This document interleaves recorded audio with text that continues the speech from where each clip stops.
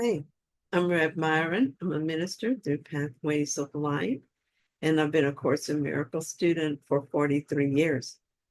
One of the things that I do is I facilitate courses, Pathways of Light courses. And in one of them, it asked an interesting question. It said to ask ourselves this question: am I choosing to see the eternal, or am I looking through the ego's eyes? Am I choosing to see everyone as they really are, or as a child of God?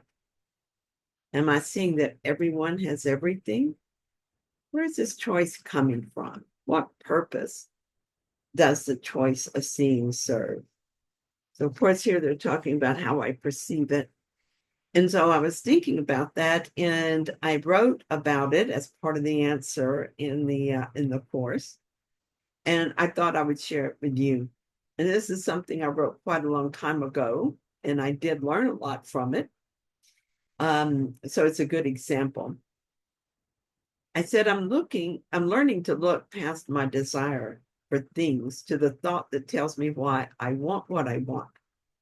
For instance, I pulled out my summer stuff and I noticed that some of it I was tired of wearing and some of it no longer fits.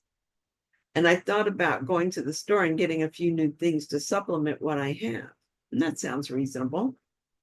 But then I looked more deeply and saw that I don't want to wear the same clothes to the workshop I'm planning to attend, because it's what I wore to the same place last year.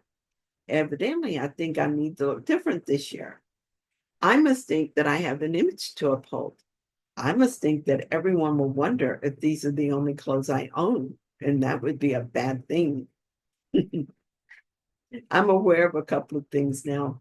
For one, I have a hidden agenda that is now out in the open. And two, that agenda is what I need to examine. This isn't about clothes shopping. It's about the meaning I give clothes. Once again, and always, it's not about what I do, but why I do it. Not about things, but about thoughts and beliefs. Do I really think my clothes decide my worth? Do I really believe that meeting the goal of looking fashionable and up to date will bring me happiness? Evidently, I see value in looking a certain way. There's a lot of stress involved in this choice. How good do I have to look? What if I choose the wrong color or style and I fail to look attractive? What if I don't have enough money for this shopping trip? What if I buy everything and then lose or gain weight and can't wear it? What if I do a really good job and I still don't feel acceptable and accepted? I suspect that of the two choices I'm given, I have chosen badly. What would be my other choice?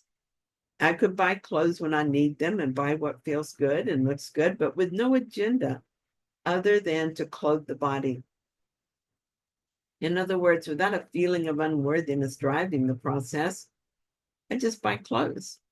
I don't give them this impossible job of making me worthy and presenting an image of me that even I don't fully grasp. Now there's no stress involved. Now, without some unreasonable agenda, I can enjoy my shopping trip and my clothes. The clothes will not last forever, and I won't love them forever, so they're unimportant in themselves. But I have two beliefs from which to choose, and that choice does matter.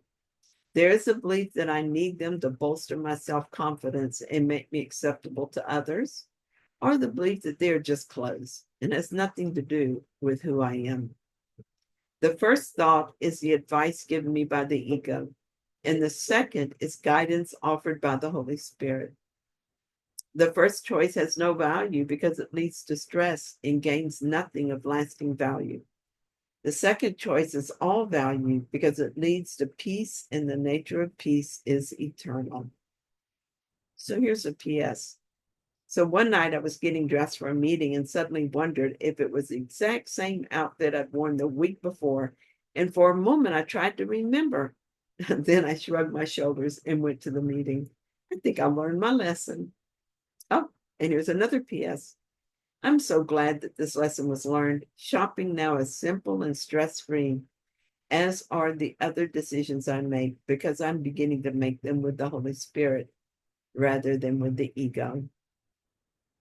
Thank you so much for joining me in this reading. I hope that you found it helpful. If you did, then please like it. And if you haven't yet, please subscribe. And I'll be back soon with another reading. See you then.